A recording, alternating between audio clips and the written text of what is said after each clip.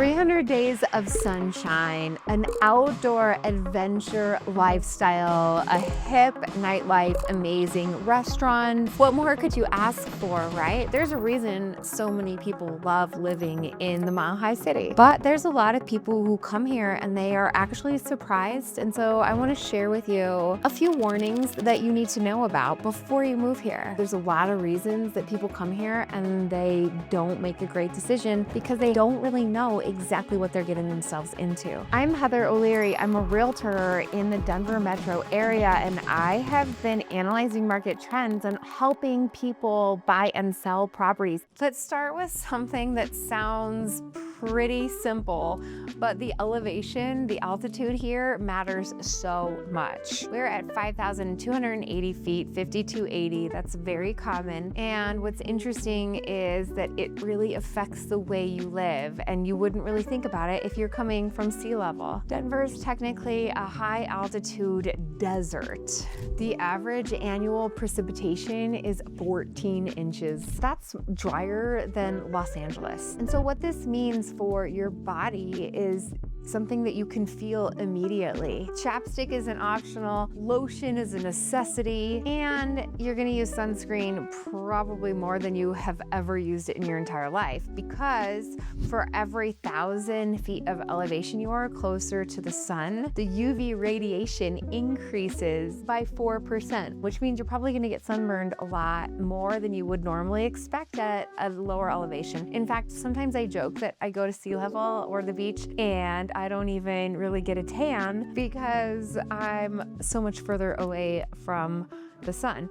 Denver weather changes aggressively fast. That means it could be clear skies in the morning and you could be in a major hailstorm later that afternoon. But we have a running joke that if you don't like the weather in Denver, just wait a half an hour because it probably will change. So you definitely want to bring layers with you. Snow is a huge part of living in Colorado, but I'm just gonna tell you it's really not that bad because it will melt pretty consistently. This past winter, we've had less snow than any other winter I can remember. But even most years when the snow does hang out with us, and the driveways will melt, maybe we'll have a couple big storms where you actually have to shovel. Some people will tell you that you really have to buy a south-facing house so that the driveway will melt quickly, but honestly, it's not that big of a deal to shovel your own driveway or just get a little snowblower, and it only happens 5 or 6 times a year, so I actually disagree with all the people who say you have to have a house facing that direction. On average, Denver gets about 60 inches of snow a year, and most of that snow comes in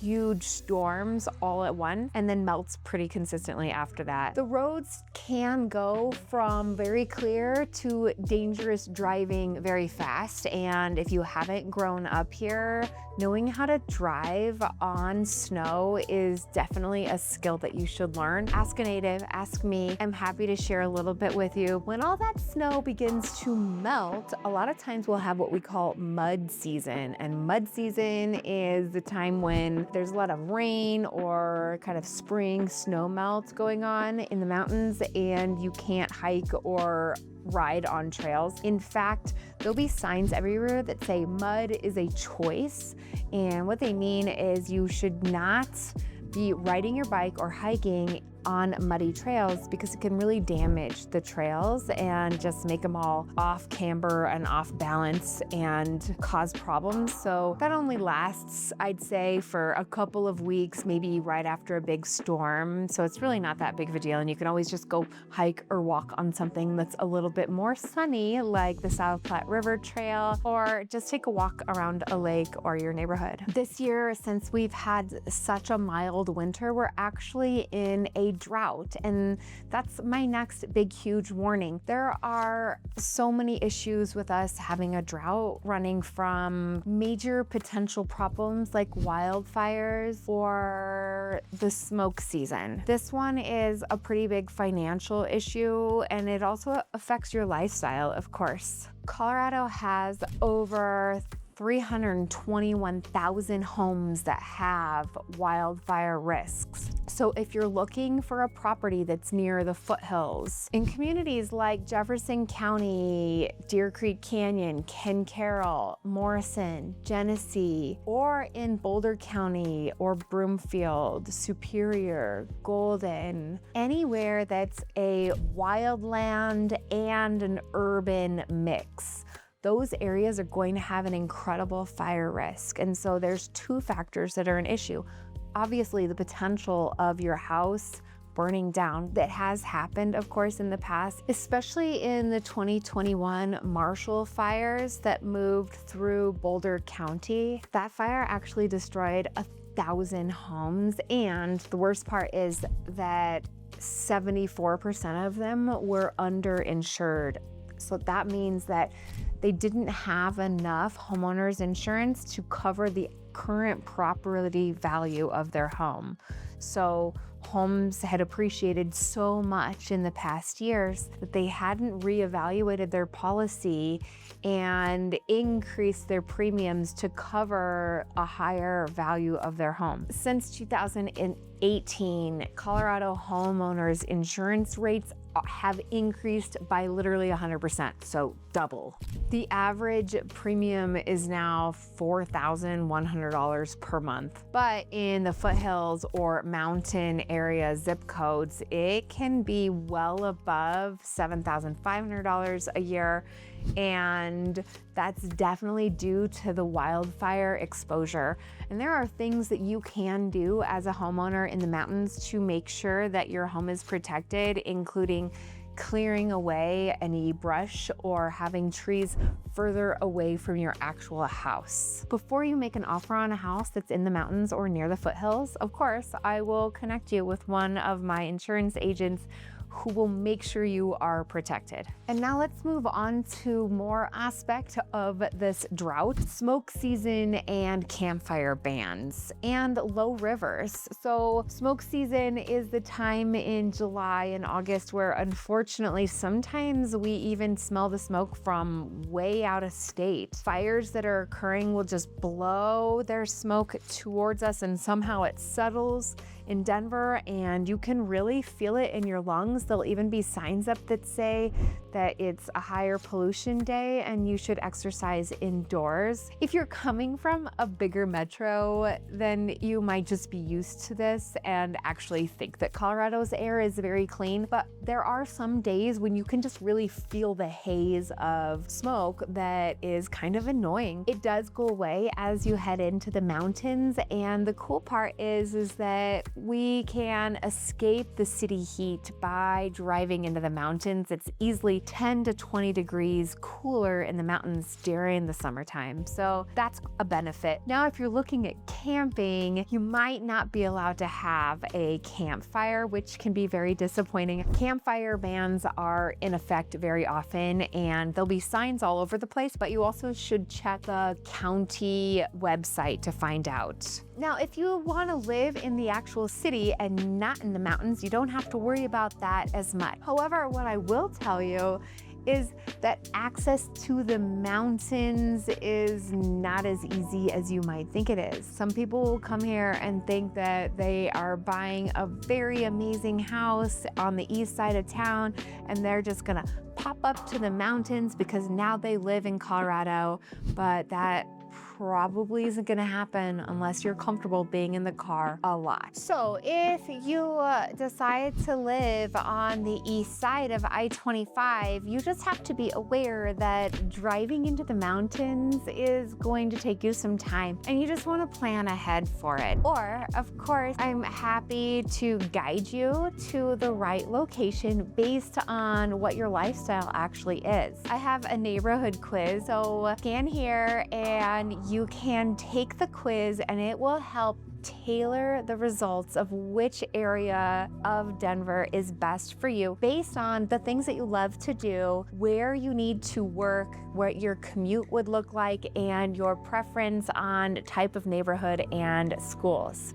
Or of course, reach out to me because I'd love to chat with you about your personal situation. Now, we were talking about the crowded trails, and that's definitely an issue. The crowding problem and rapid growth here in Denver. From 2010 to 2020, we saw an additional 500,000 residents move here, and the actual city of Denver grew by 19%. People have asked me if there's a lot of people leaving the Denver area and therefore maybe having an effect on prices, and the answer is no. What's actually happening is that more people are leaving the downtown Denver proper area and then moving out to the suburbs because it's nice to have space and they don't have to work from the office anymore, so the commute time isn't as much of the problem. Now, if you do have a commute to downtown Denver or somewhere else, it's definitely a problem. Living in Denver means you are dealing with traffic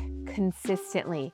I mean, stop and go, back to back traffic, easily doubling your commute time during rush hour traffic. We basically haven't kept up with the growth that we had years ago. So even though our net migration is relatively flat right now, we still are trying to account for the fact that there are a lot of people who need housing and also the infrastructure to go along, whether it's grocery stores or gas stations or schools. So if you are used to a city that is quiet and has open roads, then you might be surprised and frustrated. It's not just the roads, the trails are really crowded as well. So if you're heading to the trails on the weekends and you happen to live really close to them and want to just pop over after work or something like that, or on your lunch break, you just need to know that you're going to have to be friendly to the people who are also enjoying the great outdoors. But you will have to make reservations for lots of things like camping, Rocky Mountain National Park, even tubing on the South Platte,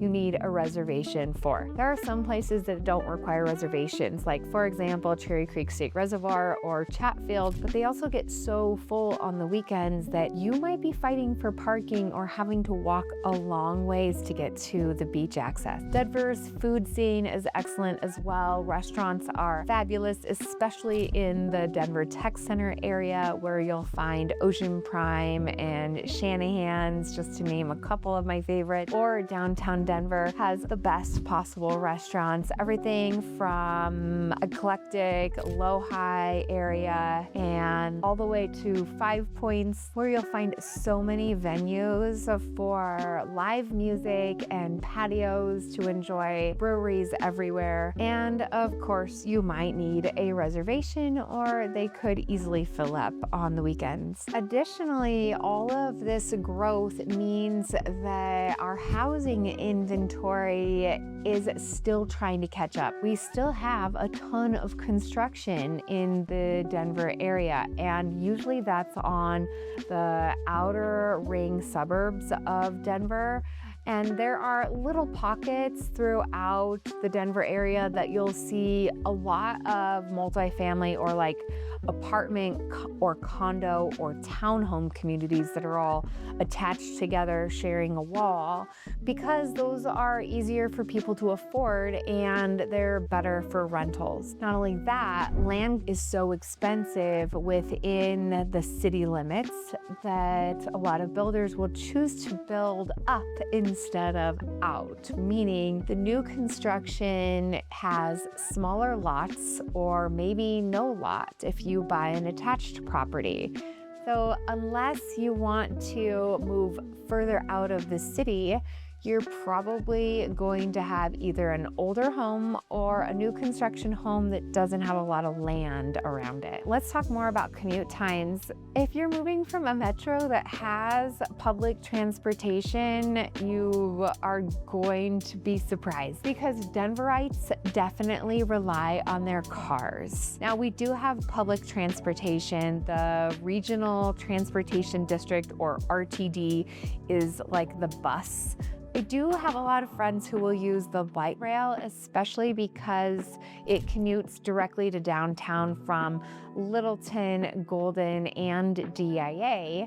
And it's fairly fast, although the last time I took it, I actually got stuck on it and we had to wait for like 15 minutes going downtown to a concert at Empower Field. If you are using public transportation though, you still have to have your car so you can get to the parking area, and then you also have to figure out how you're gonna get from the drop-off point to wherever you're going. And sometimes the weather's not fantastic and walking around in either the heat or the rain or the snow is uncomfortable. So 81% of the Denver commuters rely on their personal vehicles, which honestly, I think that number is very low. The average commute time in Denver is 35 minutes. So you're talking over an hour in your car.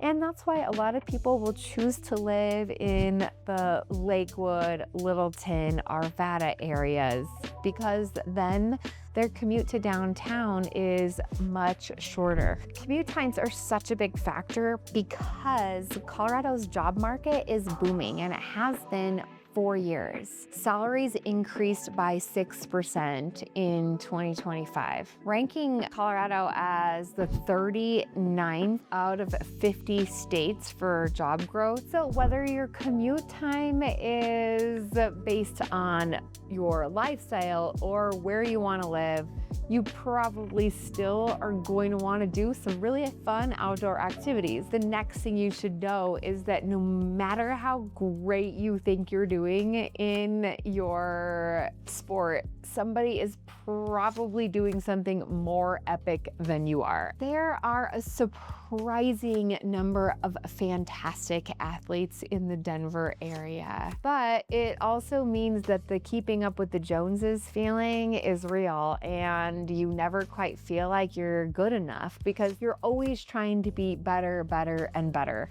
People are incredibly fit, and there's this attitude of look how great I am and how amazing I'm doing. But these aren't just your professional athletes I'm talking about. These are your neighbors. These are your friends. If you move here, you're probably going to want to jump into all of these activities as well. And if you're single, Denver has been termed Menver, which I think is kind of funny, but honestly, most of the singles that I know are out doing adventure sports and not hanging out at bars and going on coffee dates there. So if you're trying to plan on dating here, just plan on going for a hike or maybe going golfing or something that's outdoorsy, because that's probably what the people you're gonna date are into. And that leads me back to kind of the altitude topic. Not only will kind of the competitive, adventurous nature of all the people around you be humbling, but also the altitude will be humbling. I mean, when you are training at 5,000 feet, you are 21% above sea level, and the oxygen is 17% less. So coming from anywhere at sea level, whether it's Florida, Texas, or even the Midwest, you're gonna feel it in your lungs and you're gonna feel it in your body. It results in headaches, shortness of breath, and fatigue. And you might think that just walking around the block could be simple and easy, but it might make you wanna lay on the couch. So the way around that is to just let your body adjust over time. It can take about 4 weeks to acclimate to the altitude here. And that's why the Olympic Training Center is located in Colorado Springs, because the athletes are able to do so much more by training at a higher altitude than they would at sea level. As your body adapts, your aerobic ability increases. And honestly, over the long term, it makes you feel a lot more fit. So let's talk a little bit more about this outdoor lifestyle, whether it's skiing or mountain biking. You are expected to spend money on it. And maybe your sport is just going to play pickleball or going to the gym. That's not as expensive. But if you're getting into the Colorado lifestyle, then you're probably shelling out thousands of dollars. And so there can kind of be a barrier to entry. I don't want to help you buy a house that is too expensive for you and then you can't enjoy your actual life. I want you to be able to buy that kayak or paddleboard or bike and get up to the mountains and go skiing and not have your house payment so expensive that you can't then also enjoy your life. A day pass at Winter Park can easily be $200 to ski or $60 just to ride your bike. They've put in a new bike park in Idaho Springs, the $30 just for half of a day. An Epic Pass, which gets you access to Keystone, Breckenridge, and Vail and Beaver Creek, can run $1,000 for you for the season. Skis are pretty expensive depending on what you get, anywhere from $300 to well over a couple $1,000s. Of course, a high-end mountain bike or road bike can be $2,000 to $7,000 easily. So getting into the adventure sports can be expensive, and I just want you to be prepared for that as you come out to the area. So let's talk about money then. Now, first of all, I want you to know that your payment is not just the price of the home, it's also the interest that you're paying. It also includes property taxes and your HOA fees. And then you should also budget for any potential home improvements or special assessments, like a roof that might need to be replaced based on hail damage. Property taxes vary greatly in the entire area. They're based on the most recent mill levy. So basically what that means is each smaller area, either county or city, will have their own ballot issues that are asking for money from the citizens. And so they will vote and decide what the taxes will be. Because they vary so greatly, it's really important to pay attention to what your total monthly payment is. There are some areas that have very low taxes, like $3,000 a month on homeowners. And then there are others that are metro districts that have closer to $9,000 or $10,000 a month because they're building up all of the infrastructure for those areas. Next up, HOA fees. I would say 70% probably have an HOA, and a lot of people love HOAs because they keep the communities looking nice, because they have rules and regulations that require your yard and your property to have a certain aesthetic to it. However, some people are not as interested in HOAs. I'm sitting in a community here right now that doesn't have an HOA, and it's very appealing because you can park anything you want off to the side of the house. There are plenty of HOAs that allow you to have RVs or boats, but you just have to pay attention to those restrictions. HOAs can cost anywhere from $60 a month all the way up well over $500 a month, depending on the amenities that they're providing, from pools or golf courses or that kind of thing. And of course, if you have an HOA, pay attention to your insurance rider so that you have coverage for a special assessment in the case that the HOA has to pay a huge deductible in order to maintain the exterior of the property. So altogether, the insurance, taxes, and HOA will significantly increase what your housing budget will be. And of course, my job is to make sure that you can live the Colorado lifestyle in addition to be comfortable in your home. So let's talk over the numbers. Send me a text or schedule on my calendar, because I know that every situation is personal, and that's what I'm here for. Next up is the job market reality check. I have a lot of friends who are in high earning occupations, but when they lose their job, it takes a lot of time to find a new one. I mean, anywhere from easily 3 to 18 months of being on unemployment. And these are people that are very well respected in their profession, but they just have to take time to go through and sift through all of the possible jobs available because they are so competitive here in the Denver area. Denver does attract a ton of high earners in the tech and financial industries, but the competition for those roles are real. And the median income here is really not that high. It's closer to $80,000 a year. And Denver ranks very low as compared to the nation in salary growth, which means that you have to be very clear on what your budget is based on what your income projections will be and not spend too much on your housing so you're not house poor and you can live that comfortable lifestyle.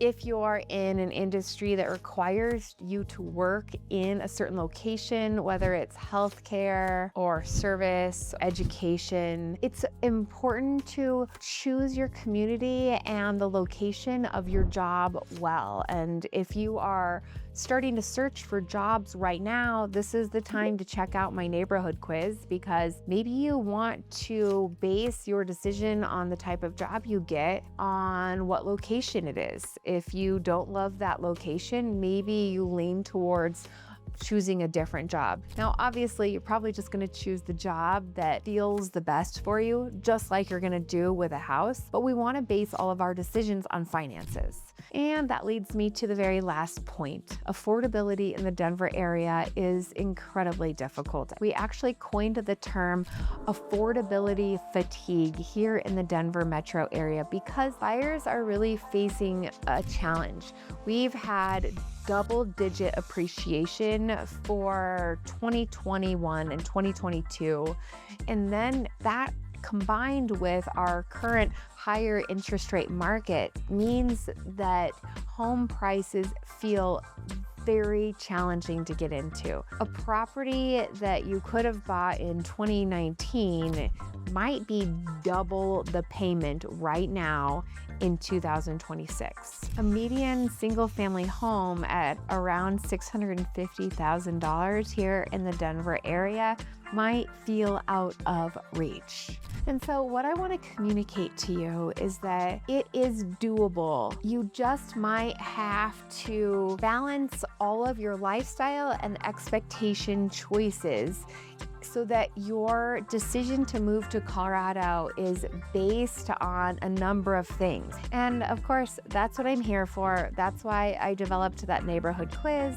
And I would love to chat with you some more. Give me a call or send me a text and check out one of my other videos on areas that I would choose to live because I think it'll be really eye-opening for you. Have a great day.